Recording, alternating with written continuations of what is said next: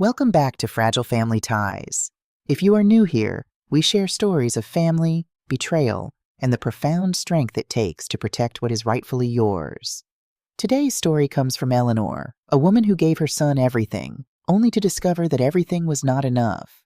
If you've ever felt invisible or underestimated by the people you love most, this story is for you. Make sure to like this video, subscribe to the channel, and let me know in the comments where you are listening from. Now let's listen to Eleanor's story. My name is Eleanor Vance, and I am 72 years old. I have lived in this oak-paneled house in upstate New York for 46 years. I want you to truly understand what that number means before I tell you what my only son attempted to do to me. 46 years is not just a measurement of time, it is an accumulation of a life. I know the exact floorboard in the hallway that groans when the temperature drops below freezing. I know the way the late afternoon sun filters through the ancient oak tree in the front yard, casting long, wavering shadows across the living room rug. My husband Arthur and I bought this house when we were nothing but a pair of optimistic schoolteachers with more dreams than money. We sanded the floors ourselves. We painted the trim. When our son Thomas was born, Arthur planted a dogwood tree near the porch. That tree is now massive, its roots woven deep into the earth, much like my own roots in this home. Arthur passed away 5 years ago from a sudden heart attack. It was a Tuesday. He was reading in his favorite leather armchair, the one I still refuse to move, and then he was simply gone. When you lose the person who has been the quiet, steady rhythm of your life, the silence that follows is deafening. But I survived it. I learned to navigate the empty spaces in the house. I retired from my position as a high school principal, settled into a peaceful routine, and found comfort in the walls that held my best memories. The house was mine, not just legally, but in my bones. Then came the evening of my 72nd birthday. It was mid-October, the kind of crisp, brilliant autumn night where the air smells of wood smoke and crushed leaves. I had spent the entire afternoon preparing a pot roast, Tom's favorite since he was a little boy. I had polished the silver, set the dining room table with the good linen napkins, and even bought a small, overpriced cake from the bakery downtown. Tom arrived precisely at 6 o'clock with his wife, Sarah. Tom is 45 now, the CEO of a mid-sized tech startup he founded a few years ago. He is a handsome man, tall and broad-shouldered like his father, always wearing the kind of expensive tailored suits that look effortlessly casual. Sarah is 42, striking in a sharp, fragile way. She is the kind of woman who treats life as a performance to be curated for social media. Everything about her is perfectly maintained, from her ash blonde highlights to her practiced dazzling smile that never quite reaches her eyes. "Happy birthday, Mom," Tom called out as he stepped into the foyer, holding a bottle of wine. He kissed my cheek. It felt rushed, distracted.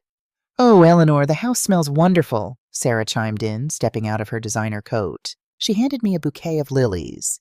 They were beautiful, but lilies always reminded me of funerals. I thanked her anyway and put them in a vase. The dinner began pleasantly enough. I brought out the roast, the carrots, the garlic mashed potatoes. We talked about the weather, about Sarah's recent trip to Napa Valley, and about Tom's business, which he casually mentioned was going through a massive, exciting transition. But there was a strange, vibrating tension beneath the surface of the conversation.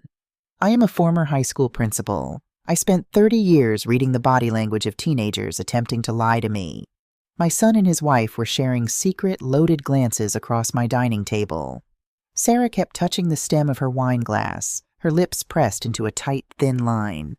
Tom was eating too fast, his foot tapping a nervous rhythm against the leg of the table. I waited. I poured myself a small glass of water and simply waited. It happened during dessert. I was slicing the vanilla cake when Sarah cleared her throat. She leaned forward, placing her perfectly manicured hand gently over mine. It was a calculated touch, meant to project warmth, but it felt like a cold weight. "Eleanor," she said, her voice dripping with an exaggerated honeyed sympathy. "We were just talking on the drive up here about how much work this house must be for you now. The stairs, the yard. It's just so much space for one person." I stopped cutting the cake. I looked at her, then over at Tom. He was staring at his plate, suddenly very interested in the crumbs. "I manage just fine, Sarah," I said smoothly, keeping my voice pleasant. "I have a boy who comes to mow the lawn, and the stairs keep my joints moving. It's good for me." Tom finally looked up. He took a deep breath, the kind of breath a man takes before plunging into freezing water. He reached into the inner breast pocket of his tailored jacket and pulled out a glossy trifold brochure. He slid it across the polished oak table toward me. "Mom, listen," Tom said, shifting into a tone I had never heard him use with me before. It was a gentle, patronizing voice, the voice of a manager speaking to an underperforming, slightly confused employee. "Sarah and I have been doing a lot of research. We've been worried about you. You're alone here. It's isolated. We found this place. Whispering Pines. It's an assisted living community. It's top tier, Mom. They have a golf course, gourmet meals, medical staff on call 24/7. You wouldn't have to lift a finger." I stared at the brochure. It featured a stock photo of a silver-haired couple laughing on a manicured lawn. The words luxury senior living were printed in elegant cursive. "An assisted living facility," I repeated. The words tasted like ash in my mouth. "It's not a nursing home, Mom," Tom said quickly, defensively. "It's a community. You could sell this house. The market is incredibly hot right now, especially for lots this size, and the money would easily cover your entry fee and your care for the rest of your life. It makes perfect financial sense. And it would give us such peace of mind, Eleanor," Sarah added, tilting her head. "We just worry so much." I looked at my son, the boy I had rocked through endless nights of fever, the boy whose scraped knees I had bandaged, whose college tuition Arthur and I had drained our savings to pay. He was sitting at the table we had bought together, eating the food I had cooked for him, suggesting that I sell the only home I had left and lock myself away in a luxury waiting room for death. "I am 72, Tom," I said, my voice dangerously quiet. "I am not an invalid. I drive. I cook. I volunteer at the library. Why would I sell my home?" Tom sighed, rubbing the bridge of his nose. This was the moment he pulled his weapon. "Mom, you're forgetting what happened in April." The room went entirely still. The ticking of the grandfather clock in the hallway suddenly sounded like a hammer hitting an anvil. In April, 7 months ago, I had experienced a TIA, a transient ischemic attack, commonly known as a mini-stroke. I had been in the kitchen, making a cup of tea, when suddenly my right arm went numb and the teacup slipped from my fingers, shattering on the floor. My vision blurred and I felt incredibly dizzy. I managed to call an ambulance. By the time I reached the hospital, the symptoms had passed. The doctors ran tests, prescribed a blood thinner, and told me it was a warning sign, but that I had suffered no permanent damage. I was completely fine. I had made the mistake of calling Tom from the emergency room. He had rushed over, playing the part of the terrified, devoted son. I had believed his tears were born of love. Now I realized he had been filing the incident away to use as ammunition. "That was a minor incident, Tom," I said, keeping my posture rigid. "My doctors have given me a clean bill of health." "It was a stroke, Mom," Tom said, his voice rising, thick with forced emotion. "What if it happens again, and you're at the top of the stairs? What if you fall and you can't reach the phone? If I lose you because you were too stubborn to accept help, I'll never forgive myself." He reached across the table and grabbed my hand. His grip was tight. "Please, just look at the brochure. Think about the house. It's too much asset tied up in a liability. You need liquid safety. We can help you manage the sale, take all the stress off your shoulders." There it was. The mask slipped, just for a fraction of a second, but I saw it. Asset, liability, liquid safety. These were not the words of a frightened son. These were the words of a businessman evaluating a portfolio. I gently, deliberately pulled my hand out from under his. "I will not look at the brochure tonight, Tom," I said. "It is my birthday. I will clear the table now."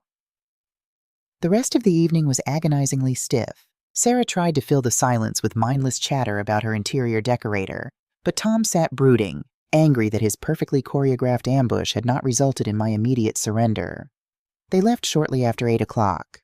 Tom hugged me at the door, stiff and formal. "Think about it, Mom. Please," he said. "Drive safe," was all I replied. When the heavy oak door clicked shut, I stood in the foyer for a long time. The house, which had always felt like a warm embrace, suddenly felt like a target. I walked slowly through the dining room, looking at the half-eaten cake, the crumpled linen napkins, the abandoned wine glasses. I felt a deep, hollow ache in my chest. I am a woman who prides herself on logic, but in that moment, I let the grief wash over me. I wept. I wept for Arthur, who wasn't here to throw them out of our house. I wept for the realization that my son saw me not as a mother, but as a resource to be managed. After a few minutes, I wiped my face with a cold cloth. Crying solves nothing. Arthur used to say I had a spine made of iron, and he was right. I began to clear the table, methodically loading the dishwasher, scrubbing the roasting pan until my knuckles ached. I needed the physical labor to calm the racing of my mind. As I walked into the hallway to turn off the porch light, I noticed something draped over the back of the entryway bench. It was Tom's coat, an expensive camel hair overcoat. He had been so agitated when he left that he had completely forgotten it. I picked it up, intending to drape it properly over a hanger in the closet so it wouldn't wrinkle. As I lifted it, something heavy shifted in the inner pocket. A thick envelope slid out and hit the floorboards with a soft smack. I bent down and picked it up. The envelope was unsealed, thick with folded papers. It bore the logo of a private, aggressively aggressive equity firm based in Manhattan, the kind of firm that specializes in high-risk debt restructuring. It wasn't a standard bank statement. The word urgent was stamped across the front in angry red letters. I shouldn't have looked. I know that. A mother should respect her grown son's privacy. But the way he had spoken to me tonight, the cold calculation in his eyes when he talked about the value of my home. The mother in me had died a little at that dinner table. The woman who remained was simply trying to survive. I pulled the documents out and unfolded them under the harsh light of the hallway chandelier. It was a final notice of default. I read through the complex legal jargon, my eyes scanning the terrifying numbers. Tom's tech startup wasn't going through an exciting transition. It was bleeding to death. He had taken out a massive bridge loan against the company's assets, and he had personally guaranteed it. He had defaulted on the last 3 payments. I flipped to the second page. My breath caught in my throat. The outstanding balance, due in full within 45 days to prevent the immediate liquidation of his company and personal bankruptcy, was $814,000. I stood frozen in the hallway, the papers trembling in my hands. The pieces of the puzzle slammed together with sickening clarity. Tom didn't care about the stairs. He didn't care about my mini-stroke. He didn't care about Whispering Pines or my safety. He had looked at the real estate market. He knew that my house, with its large lot in a rapidly gentrifying area, would easily fetch over $1 million. If he could frighten me into selling the house, convince me to move into a facility, and help me manage the profits of the sale, he would have access to the cash he desperately needed to save himself from total ruin. He was drowning, and he had decided that his mother's home, her security, her independence, would be his life raft. I read the document a second time, letting the brutal reality of the numbers burn into my mind. I folded the papers exactly as they had been, slid them back into the envelope, and placed the envelope precisely back into the inner pocket of his coat. I hung the coat in the closet. I walked into the living room and sat down in Arthur's leather chair. The house was completely silent. I did not cry anymore.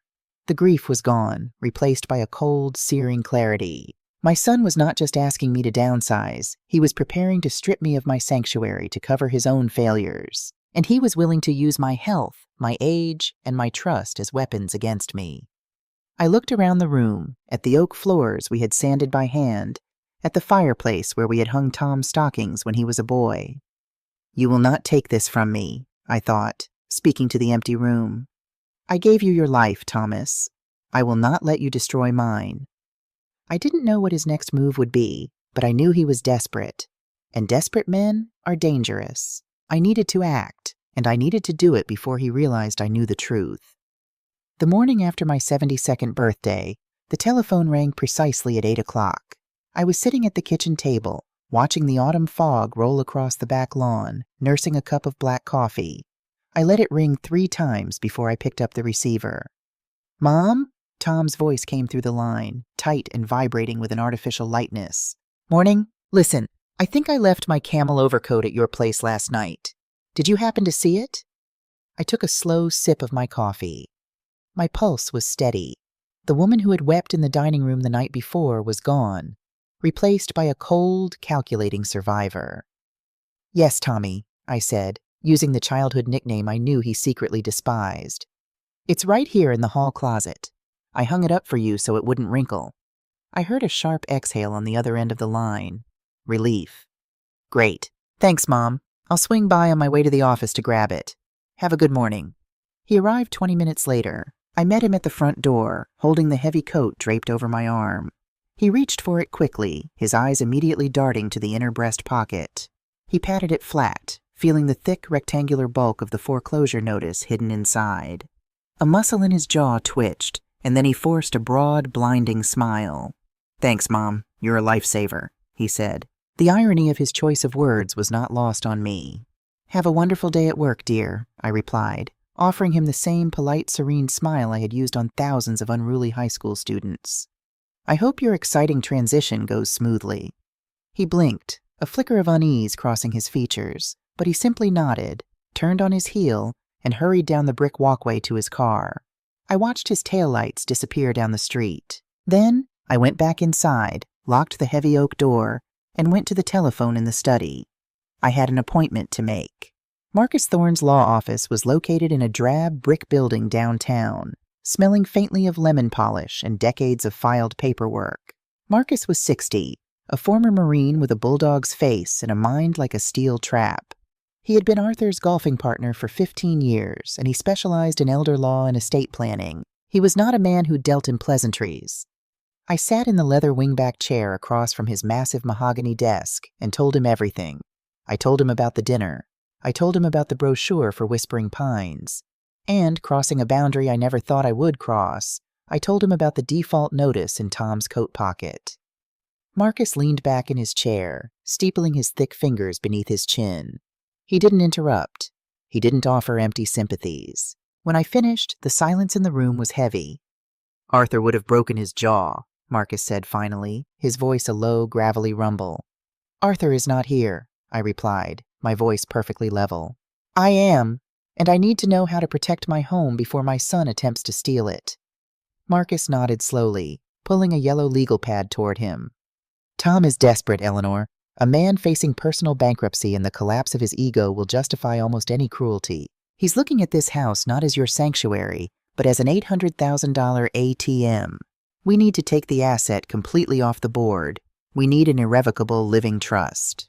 He spent the next hour explaining the mechanics of it. By transferring the deed of my home into an irrevocable trust, I would effectively surrender my individual ownership of the property to the trust itself. I would name myself as the primary beneficiary, retaining the absolute right to live in the home until the day I died. But the critical mechanism, the lock on the door, was that I would name a third party as the trustee. "If we name me as the trustee," Marcus explained, his pen tapping against the desk, "Tom cannot force, coerce, or trick you into signing away the house. Even if you signed a deed of sale tomorrow under duress, it would be legally void. You wouldn't have the authority to sell it. Only the trust does, and I would control the trust. You are handing over the keys to the castle, Eleanor." "I am changing the locks, Marcus," I corrected him. "Draw up the papers." It took 3 days to finalize the documents and record the transfer of the deed with the county clerk. When I walked out of Marcus's office that Friday afternoon, the autumn air felt different, lighter. I had built a fortress around my life, an invisible shield of legalese and sworn signatures. I went home, roasted a chicken, listened to a Chopin record, and slept deeply for the first time in a week. I had underestimated my son. I had prepared for a legal battle over real estate. I had not prepared for a physical invasion. The ambush happened on a rainy Tuesday, exactly 9 days after my birthday. I was in the living room, reading a mystery novel, when I heard a key scrape in the front door lock. I frowned. I had never asked Tom to return his emergency key, assuming he would respect my privacy. The door swung open, bringing with it a gust of damp wind. Tom stepped into the foyer, followed closely by Sarah. But they weren't just stopping by for a visit. Tom was dragging 2 large, heavy rolling suitcases behind him. Sarah was carrying a box of groceries and a garment bag. I stood up, my book slipping from my lap. "What is the meaning of this?" I demanded, my voice sharp. Tom did not offer his usual charming smile. His face was pale, his eyes dark and frantic. He looked like a man who had not slept in days. He walked into the living room, his shoes leaving wet tracks on my clean hardwood floors, and pulled a thick sheaf of papers from his briefcase. "Sit down, Mom," he said. It wasn't a request. It was an order. "I will not sit down, and you will explain why you are dragging luggage into my foyer," I shot back, my heart beginning to hammer against my ribs. Sarah busied herself in the kitchen, deliberately turning her back to the confrontation, loudly unpacking cans of soup as if trying to drown us out. "Mom, please don't make this harder than it has to be," Tom said, his voice dropping into that terrifyingly calm managerial tone again. He held up the papers. "Do you remember the surgery you had on your knee 5 years ago? You signed a medical power of attorney and a durable financial power of attorney, naming me as your agent in case of an emergency." A cold dread began to pool in my stomach. I remembered. It was standard hospital procedure. Arthur had just passed away, and I was alone. I had signed the forms without a second thought, trusting my only child to make decisions if I was under anesthesia. I had never revoked them. "That was 5 years ago," I said, keeping my chin high. "I am perfectly competent." "Are you?" Tom asked softly. He pulled a separate piece of paper from the stack. It bore the letterhead of a doctor I vaguely recognized, a man who played golf at Tom's Country Club. "Dr. Evans doesn't think so. I had a long consultation with him yesterday. Based on your TIA in April, your recent erratic behavior, and your refusal to acknowledge your physical limitations in this massive house, he has signed a declaration stating that you are experiencing cognitive decline. The power of attorney is now active." The breath left my lungs in a sudden, violent rush. He hadn't just crossed a line. He had burned the bridge to the ground. "You went behind my back and got a fraudulent medical declaration from a doctor who hasn't examined me in 3 years?" I asked, my voice trembling not with fear, but with a pure, unadulterated rage. "It's not fraudulent, Mom. It's a precaution," Tom said smoothly, stepping closer. "I went to the bank this morning. Your checking and savings accounts have been temporarily frozen to prevent any impulsive financial decisions while we assess your care plan. Sarah and I have sublet our apartment. We are moving in here, starting today, to provide full-time supervision." They were taking me hostage, in my own home. "Get out," I whispered, the words tearing at my throat. "Get out of my house this instant, or I will call the police." Tom didn't blink. He reached into his pocket and pulled out my cell phone, which I had left on the kitchen counter. He slipped it into his jacket.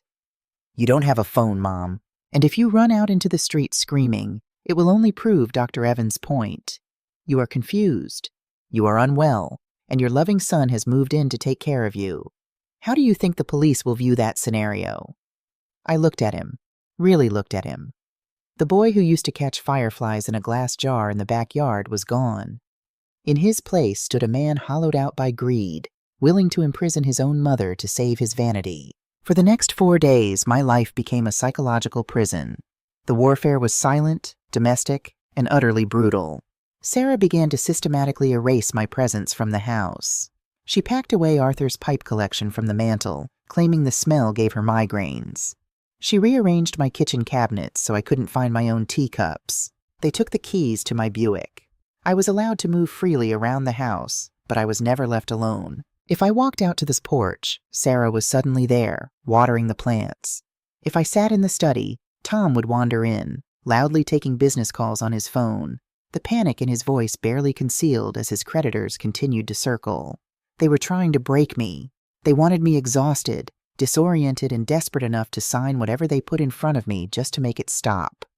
I did not break. I am a woman who survived 30 years in the public education system. I know how to endure a siege. I ate the bland, tasteless meals Sarah cooked. I sat quietly in my leather chair. I conserved my energy. I waited. The climax of their little operation arrived on Saturday morning. The doorbell rang at 10 o'clock. Tom rushed to answer it, smoothing his hair. He ushered a man into the living room. The man wore a sharply tailored suit that reeked of cheap cologne, carrying a leather portfolio. He had the slick, predatory smile of a high-end real estate broker. "Mom," Tom Sass said, his voice echoing loudly in the quiet house. "This is Mr. Vance, no relation," he chuckled nervously. "He's a broker. He's here to take a look at the property. We found a buyer who is willing to make an all-cash offer, well over asking, closing in 10 days. It's a miracle, really." The broker stepped forward, offering a hand that I did not take. "A pleasure, Mrs. Vance. You have a beautiful property here. The lot size alone is a gold mine. Your son explained that you're looking to transition to an assisted living community, and we want to make this as seamless as possible for you." Sarah emerged from the kitchen, wiping her hands on a dish towel, a triumphant smirk playing on her lips. They had me surrounded. An isolated old woman, no phone, no car, no access to her bank accounts, faced with two aggressive men and a compliant wife. Tom unzipped his briefcase and pulled out a thick stack of real estate documents, capped with a brightly colored sticky note where my signature was required. He placed a heavy gold fountain pen on top of the papers and slid them across the coffee table toward me. "All you have to do is sign, Mom," Tom said softly. "The money goes into an escrow account. I'll handle the transfer to Whispering Pines. We'll pack up your things this weekend. It's over. You can finally rest." I looked at the pen. I looked at the slick broker. I looked at Sarah's triumphant smirk. And finally, I looked into the desperate, hollow eyes of my son. I slowly reached forward. I picked up the gold pen. Tom exhaled a shaky breath, his shoulders dropping 2 inches. He thought he had won. He thought the beast of his debt was finally slain. I held the pen in the air for a long moment. Then, with a flick of my wrist, I tossed it over my shoulder. It clattered loudly onto the hardwood floor and rolled under the sofa. "I am not signing anything," I said, my voice ringing out clear and sharp in the tense air. Tom's face flushed a deep, ugly red. "Mom, stop being difficult. You have to sign this. You don't have a choice." "Actually, Thomas, I couldn't sign it even if I wanted to," I said, lacing my fingers together in my lap. I leaned back in Arthur's chair, finally playing the card I had been holding close to my chest for over a week. "I don't own this house anymore." The room went dead silent. The broker frowned, looking confused. Sarah stopped wiping her hands. "What are you talking about?" Tom snapped, his voice cracking slightly. "Of course you own it. The deed is in your name." "Not anymore?" I replied calmly. 10 days ago, I transferred the deed of this property into an irrevocable living trust. I am the beneficiary, but I am not the trustee. Marcus Thorne is. I have no legal authority to sell this home, to borrow against it, or to list it with a broker. And Marcus Thorne will sooner walk barefoot through a blazing inferno than allow you to see a single dime of the equity. I watched my son's mind struggle to process the information. I watched the realization wash over him like a bucket of ice water. The house, his life raft, his salvation, his $800,000 escape hatch, was gone, locked behind an impenetrable wall of trust law. The broker cleared his throat, suddenly looking extremely uncomfortable. "Mr. Vance, if the property is in an irrevocable trust and you don't have the trustee's consent, I can't do business here. You misrepresented the title." "Shut up!" Tom roared, turning on the broker with such sudden violence that the man physically recoiled.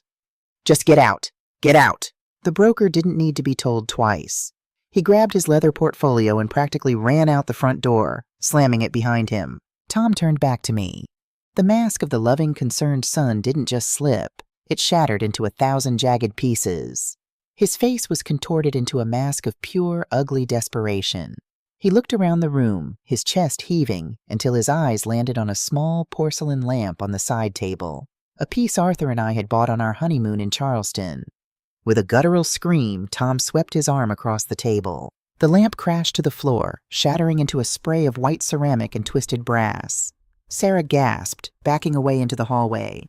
I didn't flinch. I sat perfectly still in my chair, watching my son unravel. Tom planted his hands on the coffee table, leaning over me, his face inches from mine. His breath smelled of stale coffee and fear. "You think you're so smart," he hissed, spittle flying from his lips. "You think you've won? You have no idea what you've just done. You just destroyed me." "You destroyed yourself, Thomas," I said quietly. "I simply refuse to let you drag me down with you." "I am the agent on your power of attorney," he yelled, pacing the room like a caged animal.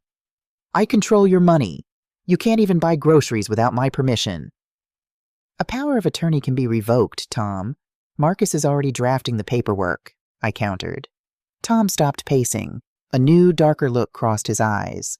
A look of total, terrifying resolve. He straightened his jacket, his breathing slowing down as he formulated his final nuclear option. "Revoking a POA requires a sound mind, Mom," he said, his voice dropping to a chilling whisper. "And Dr. Evans has already documented that you are slipping. You want to play legal games? Fine." He walked to the foyer, grabbing his coat.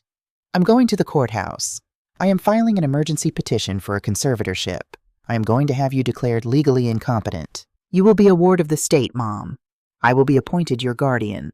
I will control your health, your trust, your home, and every breath you take.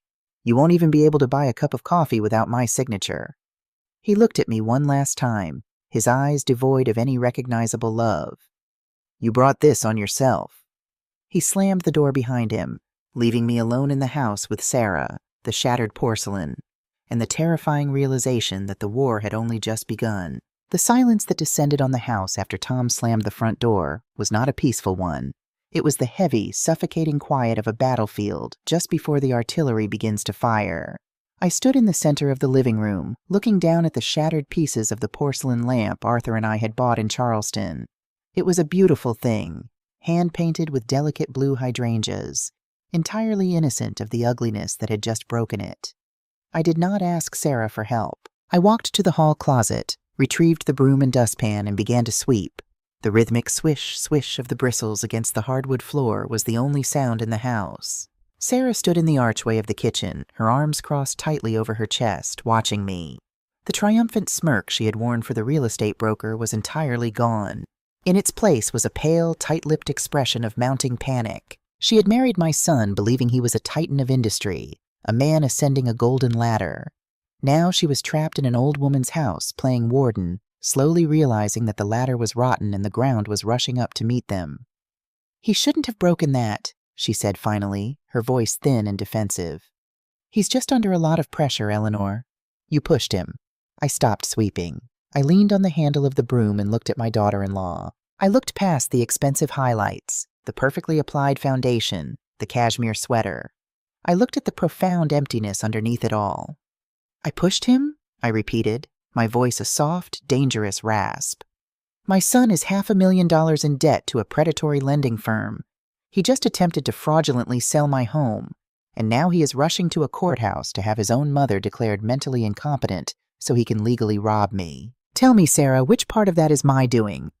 She opened her mouth to argue, to deploy some practiced therapeutic buzzword she had learned from a magazine, but nothing came out. Her eyes darted away from mine. She knew.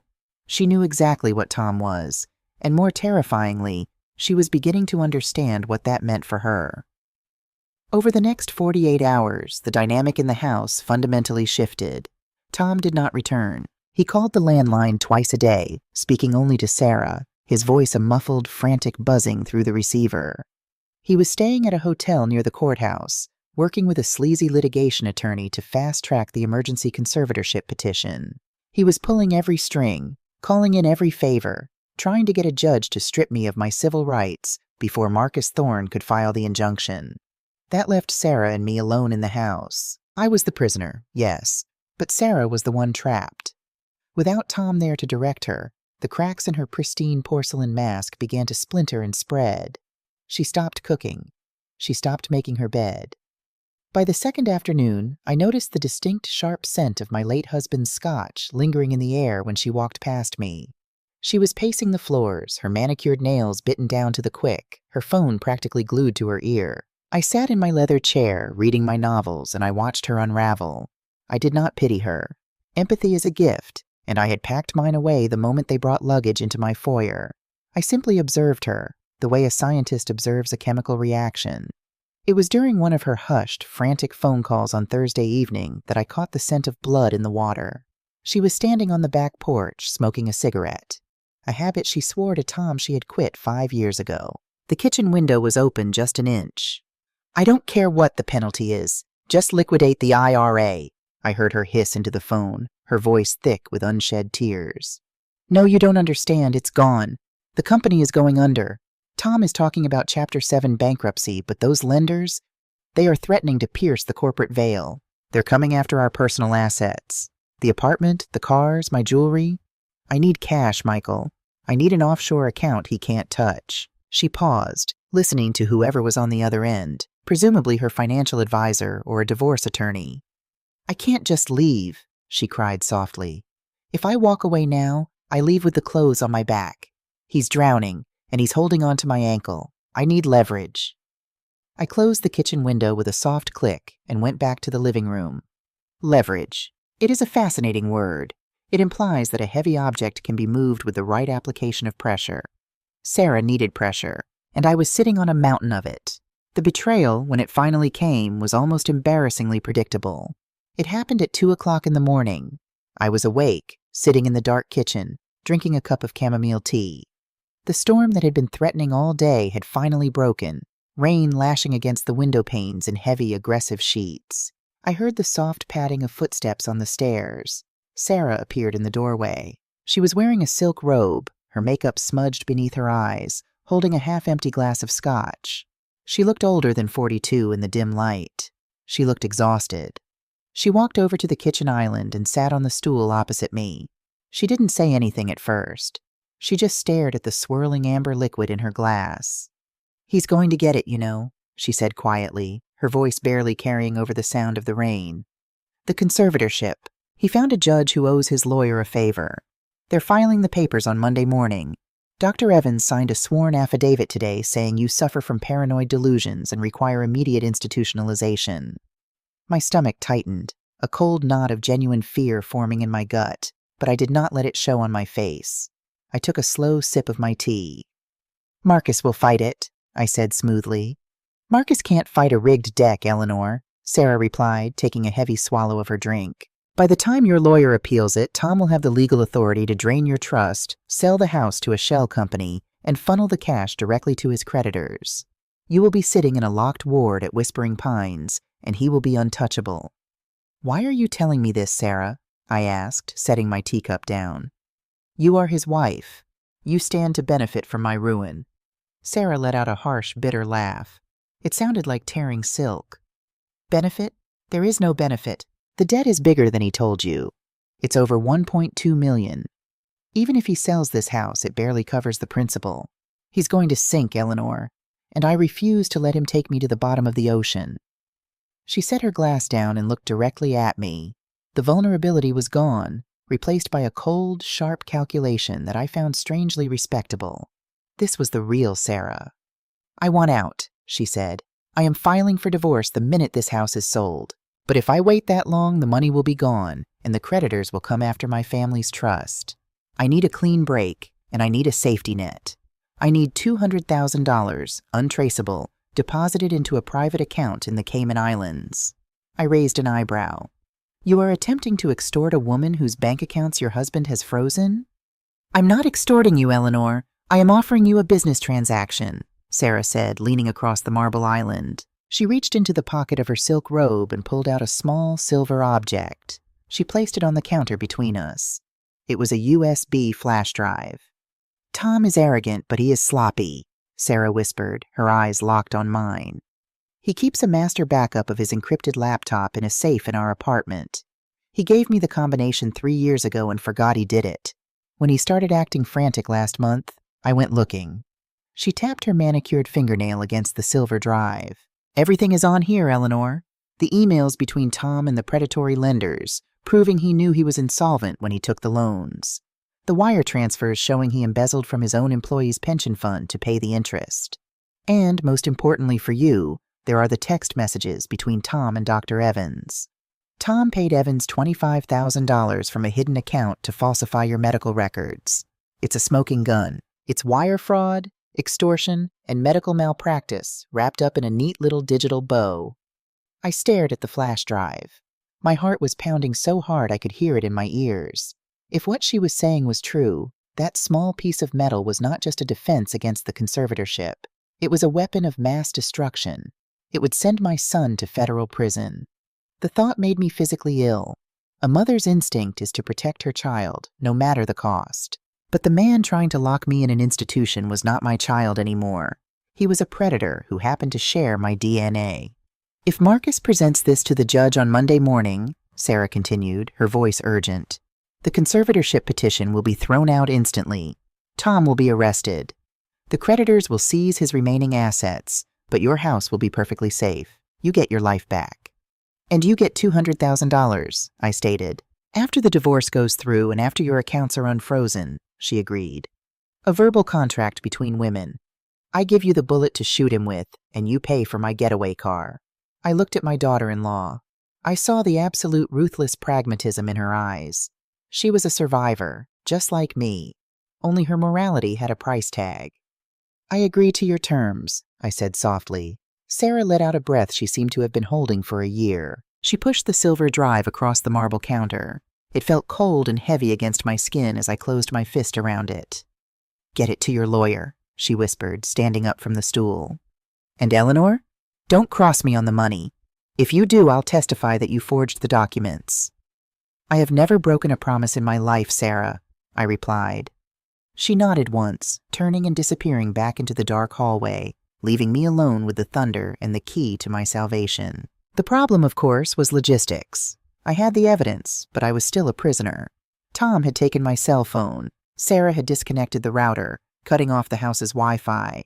My car keys were locked in Sarah's purse. And while Sarah had betrayed Tom, she was not about to drive me to Marcus's office and risk Tom finding out before she had secured her own escape. To keep up appearances, she resumed her role as my strict warden the next morning, watching me from the kitchen window whenever I stepped out onto the porch. I needed a courier. I needed someone invisible, someone completely ordinary, someone Tom and Sarah would never suspect. I needed Martha Higgins. Martha and I have been neighbors for over 2 decades. She is a 76-year-old widow who lives 2 doors down, famous in our neighborhood for her prize-winning hydrangeas and her aggressive commitment to the local neighborhood watch. Every Friday morning at exactly 10:15 a.m. for the last 15 years, Martha and I have exchanged gardening magazines and paperback thrillers on my front porch. Friday morning dawned crisp and clear, the storm having washed the world clean. At 10:10 a.m., I walked to the front window. Sarah was sitting on the living room sofa, pretending to read a book, but her eyes darted toward me every few seconds. Martha is coming up the walk, I announced casually, my heart thumping against my ribs. It's Friday. Book exchange. Sarah tensed. You can't talk to her. Tom said no visitors. If I don't answer the door, Sarah, Martha will assume I am dead on the floor and she will call the police, I replied, my voice dripping with condescension. Do you want the police walking through that door right now? Sarah hesitated, chewing her lower lip. She knew I was right. Fine, but I'm standing right behind the door. You have 2 minutes. No talking about Tom. No passing notes. I am exchanging a magazine, Sarah, not smuggling state secrets, I said dryly. I walked to the heavy oak door and pulled it open. Martha stood on the welcome mat, wearing a bright yellow cardigan, holding a rolled-up copy of Southern Living. Good morning, Eleanor, Martha chirped loudly. Her sharp, intelligent eyes flicked over my shoulder, catching a glimpse of Sarah's shadow in the hallway. Martha knew something was wrong. She hadn't survived 76 years without developing a sixth sense for trouble. I had missed church on Sunday, and Tom's strange car had been in my driveway all week. Good morning, Martha, I said, offering her a wide, strained smile. I held out my copy of a James Patterson novel, but tucked perfectly inside the dust jacket, taped flat against the cardboard spine, was the silver USB drive. I finished the Patterson, I said, looking directly into Martha's eyes. I applied a microscopic amount of pressure to the cover, silently begging her to understand. It was thrilling. The protagonist had to hire a very good attorney to get out of a terrible situation. I think you should read it immediately. Martha's smile remained plastered on her face, but her eyes widened a fraction of an inch. She felt the rigid weight of the flash drive hidden in the cover as she took the book from my hands. Oh, I love a good legal thriller, Martha said loudly, tucking the book tightly under her arm. I will dive into this right away. Have a lovely weekend, Eleanor. You too, Martha, I said softly. Please give it your full attention. I closed the door. I locked the deadbolt. I turned around to face Sarah, who was leaning against the wall, her arms crossed. Happy? She snapped. Very, I replied, walking past her into the kitchen. I didn't know if Martha would figure it out. I didn't know if she would find the drive, or if she would know to take it to Marcus Thorne. I was relying entirely on the sharp wits of an old woman, the very thing my son had so fatally underestimated in me. Now there was nothing left to do but wait for Monday morning. The board was set. The pieces were moving in the dark. My son was walking into a courtroom to declare war, completely unaware that I had just handed the nuclear launch codes to my attorney. The Franklin County Courthouse smelled of floor wax, stale coffee, and quiet desperation. It was Monday morning, precisely 9 a.m. I sat at the heavy oak defense table, my posture perfectly straight, my hands folded neatly in my lap. I wore my best charcoal gray suit, the one Arthur always said made me look like a stateswoman. Beside me sat Marcus Thorne, his bulldog face set into a mask of terrifying, unreadable calm. He had a single, thick manila folder resting on the table in front of him. Martha Higgins had delivered the book. Marcus had found the drive. Across the aisle, at the petitioner's table, sat my son. Tom was wearing his most expensive navy suit, his hair perfectly styled, projecting the image of a deeply concerned, wealthy, and responsible man. Beside him was his lawyer, a slick, sharp-eyed man named Vance who specialized in aggressive litigation. Sarah was not in the courtroom. She was waiting back at my house, likely packing her bags and mentally spending the $200,000 she believed I owed her. The heavy wooden doors at the back of the room opened and Judge Harrison entered. She was a woman in her late 60s with sharp, intelligent eyes and a no-nonsense demeanor. She took her seat at the bench, adjusted her reading glasses, and opened the file. "We are here today for an emergency petition for a temporary conservatorship over the person and estate of Eleanor Vance," Judge Harrison began, her voice echoing in the high-ceilinged room. "Counsel for the petitioner, you may proceed." Tom's lawyer stood up. He painted a picture that was as masterful as it was entirely fictional. He spoke of my tragic cognitive decline, referencing the TIA I had suffered in April. He spoke of my paranoia and my irrational hostility toward my loving son, who had supposedly moved into my home at great personal sacrifice to ensure my safety. Then Tom took the stand. If there were Academy Awards for perjury, my son would have won a Lifetime Achievement Trophy that morning. He choked up at exactly the right moments. He looked at me with an expression of such profound, tragic pity that I almost applauded. "Your Honor," Tom said, his voice trembling slightly, "it breaks my heart to do this. My mother was a brilliant woman, but she is slipping away from us. Last week, she transferred her entire estate into an irrevocable trust without understanding the consequences, leaving herself completely vulnerable. Dr.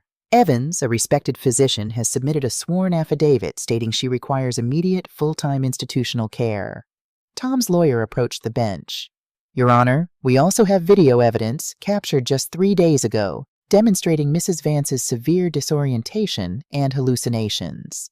My heart gave a sudden, hard thump against my ribs. Video evidence?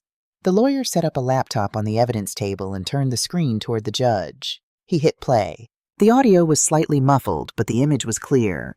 It was black and white night vision footage, taken from a camera hidden inside the smoke detector in my own living room. On the screen, it was 2 a.m. I was pacing the floor in my nightgown. I stopped in front of the empty fireplace, looking up at the mantel where Arthur's pipe collection used to sit before Sarah boxed it away.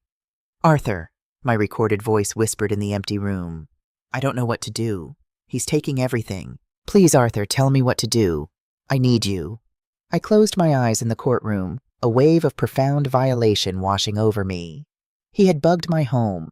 He had recorded my most private moment of grief, a widow speaking to the ghost of her husband in the dark, and he was using it to prove I was insane. Judge Harrison watched the video, her expression softening into one of deep sympathy. She looked down at me, and I saw the pity in her eyes. It was the look you give a wounded animal before you put it out of its misery.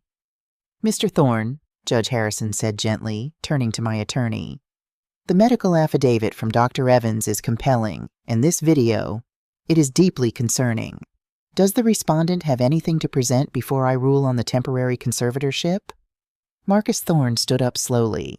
He buttoned his suit jacket. He picked up the thick manila folder from the table. "We have quite a bit to present, Your Honor," Marcus said, his gravelly voice cutting through the sterile air like a serrated knife. "Starting with the fact that the petitioner, Thomas Vance, is currently under investigation by the SEC and is approximately $1.2 million in debt to a predatory equity firm."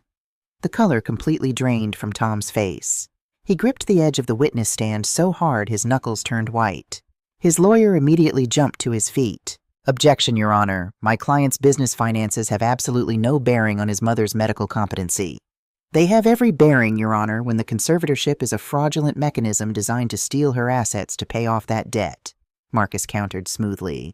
He walked toward the bench, handing the judge a thick stack of printed documents. "What I have just handed you, Your Honor, is a series of internal emails, wire transfer receipts, and text messages, securely delivered to my office on a flash drive late Friday afternoon," Marcus explained, turning to look directly at Tom. They detail Mr. Vance's desperate financial insolvency, but more importantly to this court. Marcus paused, letting the silence stretch until it was almost unbearable. Page 12, Your Honor. You will find a wire transfer receipt dated October 14th in the amount of $25,000 sent from a hidden offshore LLC controlled by Thomas Vance directly into the personal checking account of Dr. William Evans. On page 13, you will find the text messages between them, explicitly negotiating the price for a falsified declaration of mental incompetence. The courtroom erupted into total chaos. Tom's lawyer physically recoiled from his own client, staring at him in horror. Tom was frozen on the witness stand, his mouth opening and closing like a suffocating fish. Judge Harrison's sympathetic demeanor vanished instantly, replaced by the terrifying cold fury of a judge who realizes someone has attempted to use her courtroom to commit a felony. She read the text messages, her lips thinning into a hard white line.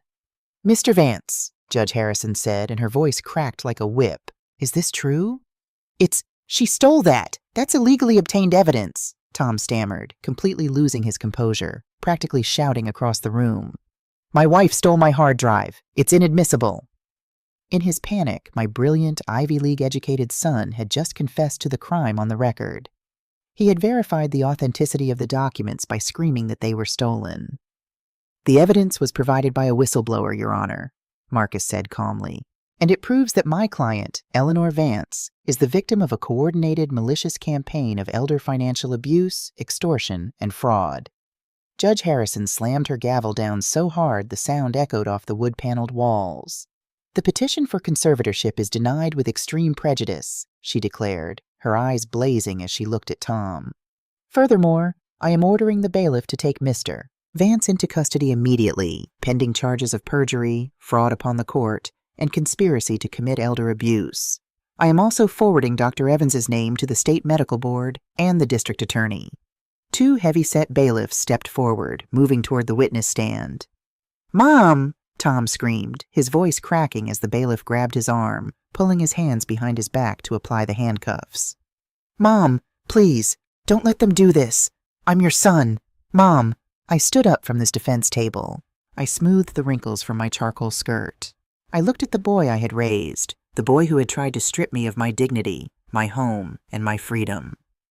"You stopped being my son the night you decided I was nothing but an asset to be liquidated," I said quietly, my voice carrying clearly across the room. "Goodbye, Thomas."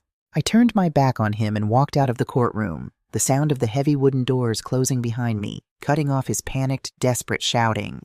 The air outside the courthouse tasted like absolute, intoxicating freedom. But there was one final loose end to tie up. When Marcus and I returned to my house that afternoon, the police had already been there to collect Tom's remaining belongings for evidence. Sarah was standing in the foyer, dressed in a designer trench coat, her 2 expensive suitcases waiting by the door. She looked at me, a nervous, expectant smile trembling on her lips. She had heard the news. She knew Tom was in jail. She knew she was free. "You did it, Eleanor," Sarah breathed, stepping forward. "I have the divorce papers ready to file tomorrow morning. Now about our arrangement." "The $200,000? I walked past her, placing my purse on the entryway table. I unbuttoned my coat slowly, letting the silence stretch. "Sarah," I said pleasantly, "do you know what the legal definition of extortion is?" Her smile vanished. "What are you talking about? We had a verbal contract." "A verbal contract entered into under duress, while I was being held hostage in my own home, in exchange for evidence of a felony," I corrected her, turning to face her.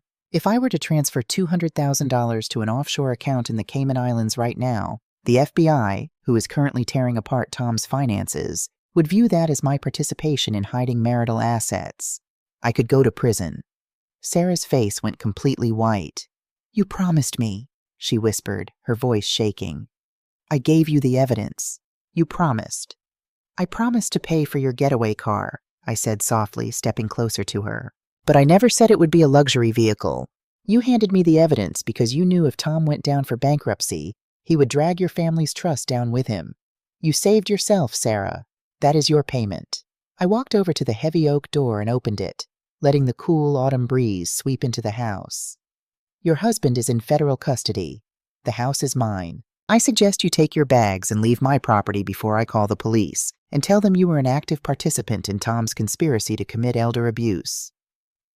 She stared at me for a long, terrifying moment. She realized, perhaps for the first time in her life, that she had completely misjudged the woman standing in front of her.